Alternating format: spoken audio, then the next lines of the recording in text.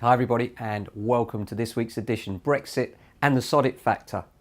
This week we'll give you a special treat at the end of the show you a really useful tool. Well, it's been another busy week here at JA. Huge influx of viewings and lots of new buyers registering, especially in the ranges up to 500,000. Lots of news this week on Nationwide, which is quite interesting. Nationwide's become the first high street lender to enter the equity release market. And this is retirement interest-only loans, which means that customers who are retired that want to access the value in their property can actually do it via a high street lender now. And the rates seem quite reasonable. They start from 3.49%, which is the same as a mortgage, really. Very, very good value for those that might want to release the equity in their home and maybe don't care about releasing funds later on. After all, you can't take it with you. If you've got relatives, you have to bear in mind the impact that might have on any inheritance, of course. And we're not financial advisors.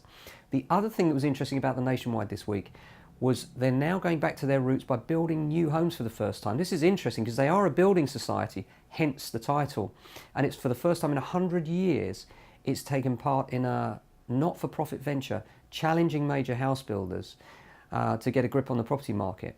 The Building Society is starting with a small project in Oakfield, Swindon, and it will see the construction of 239 homes. It's aiming to build bigger and better homes, as it just has to cover costs because there's no requirement for a profit margin. Big builders traditionally make a profit margin of about 20%, so you can imagine this will make a massive difference to what they can add, the value that they can add within the actual development itself. And they're looking to replicate this across the country. Can only be a good thing for buyers and something only a building society would do as a mutual friendly society. And it just goes to show, we all thought at the time the banks were a wonderful thing, but the mutuals do have their place for sure. The other interesting one this week, a mother and daughter agency fraudsters have been told to expect jail sentences after defrauding landlords and tenants of £266,000 over 8 years. Angela and Elizabeth Trenier, aged 72 and 38, respectively co-own Premier Property Management in Truro in Cornwall. Elizabeth has already admitted to 2 charges of participating in a fraudulent business and perverting the course of justice. And now this week, her mother has changed an earlier plea to admit fraud by dishonestly abusing her position as a letting agent and receiving £10,000 personally in gain from the fraud.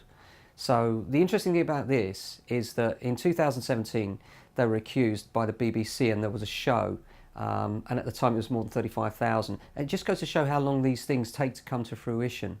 And when she was approached by a BBC journalist on camera, she said, it's actually protected. She declined to comment and later said that it was protected in a ring-fenced account from which she claimed she would refund her clients. However, no such account was ever found. Big surprise. And what's interesting about this is that now the new client money protection rules mean that all estate agents have to sign up since April this year to a client money protection scheme. And it's it's about time too. We've been in such a scheme for the last 20 years and it's good to see the government at last have legislated. It's taken all this time to do so. But it is a good thing. That's from April 19. So if you're dealing with an estate agent, you need to know what client money protection scheme they're in. If you're not sure, ask the question. And if they're not a member of one, then they're breaking the law. The other thing I'd like you to look up is just look for a clip on YouTube called Inside Crumbling Mansions on Billionaires Row. Incredible to see these mansions that are literally just derelict but worth billions, and you can see the money that's gone into them. It's quite incredible.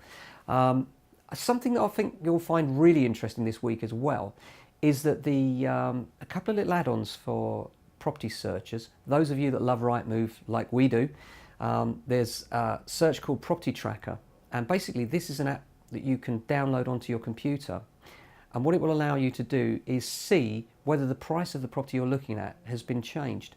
And the way that manifests itself is it looks like a red line if the price has gone down, a green arrow if it's gone up, sorry, the other way around, a red arrow if the price has gone up, a green arrow if the price has gone down, and a horizontal arrow if the price has stayed static. And if you hover over that, you can see those price changes.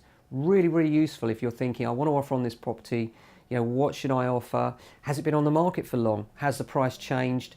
And that gives you a really good indication of the likely position of those sellers and whether or not they're intending to reduce the price further, or whether you think that the price is now competitive and therefore is worth the asking price. Because often it does get to the level where the price is actually worth what they're asking, and therefore any further reduction would be unlikely.